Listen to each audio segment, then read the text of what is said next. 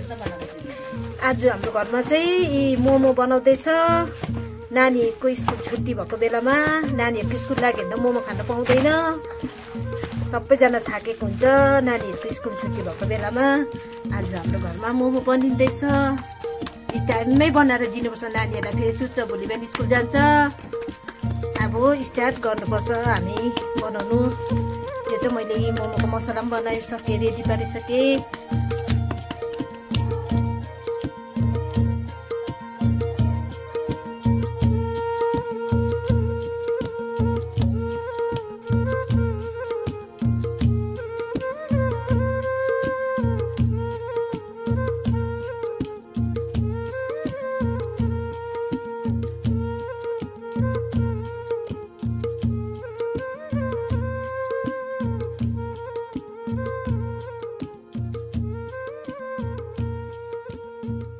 अचारको लागि यहाँ रेडी हुँदैछ तिल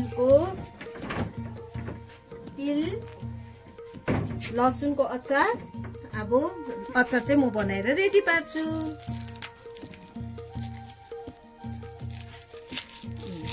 लसुन यहाँ छ,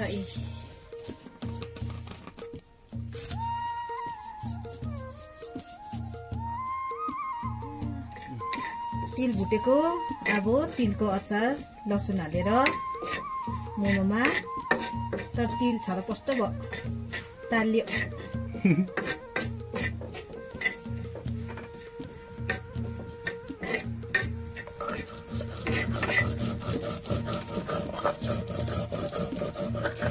मैले चाहिँ अचार पिस्दैछु यहाँनिर। यी 3टा रमभेडाको अचार। अहिले रमभेडा सस्तो छ, अहिले 45 रुपियाँको 3 कति किलो पाउ? 2 किलो। 45 रुपियाँको 2 किलो। यी अहिले सस्तो हुँदै खाइराख्नुपर्छ, महँगो हुँदा त आधीको पनि आधी रमभेडै चलाउनु हुन्छ।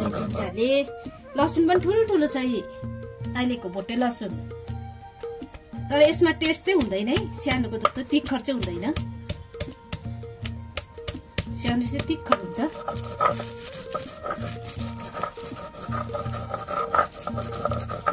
पिस्नुपर्छ।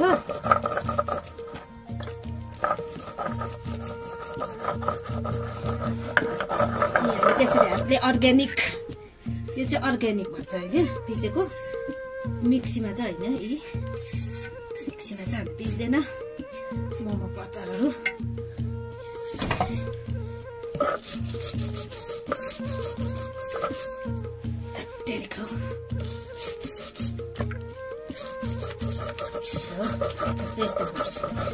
चट्टै जिब्रो लाग्ने।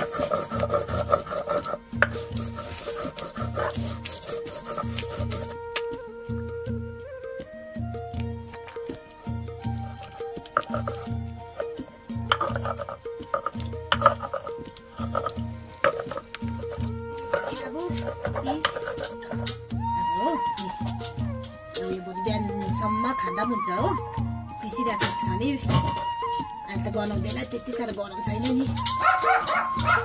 लसुन त गनाउँदैन कि, यो तिल चाहिँ छिट्टो गनाउँछ नि।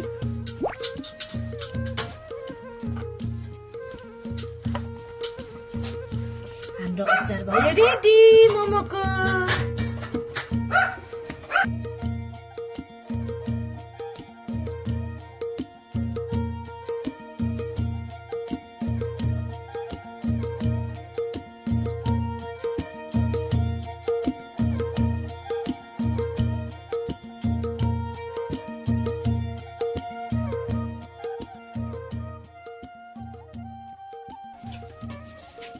डलिसक्यो है, छिटो गरौँ, अँधेरो हुन्छ। अहिले झपक्क अँधेरो हुन्छ, फेरि आप्पा कराउनु थाल्छ माथिबाट। अँधेरो भएपछि फेरि तेल पनि डलिसक्यो। अब रेडी। अब यहाँ सुप बसाउनु पर्छ। यी हाम्रो सुपको लागि रेडी सामान टक्कै बनाइरहेछ अघि।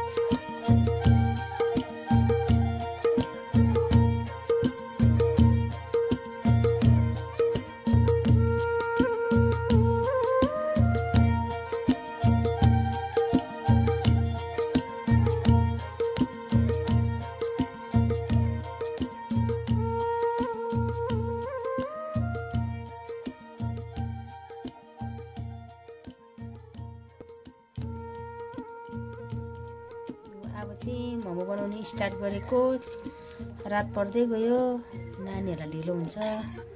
छिटो मोमो बनाएर पकाएर नानीहरूलाई दिएर बिहान स्कुल लाग्छ, फेरि बिहान 5 बजी उठ्नुपर्छ। त्यही भएर छिटो मोमो बनाएको। दिदी चाहिँ फेरि बोल्दा बोल्दै माथि पूजा गर्नु गयो। बनाउने स्टार्ट। अब त्यो मिरी परेको त हुँदैन, अब यस्तो जस्तो पाए त्यस्तै मोमो बनायो।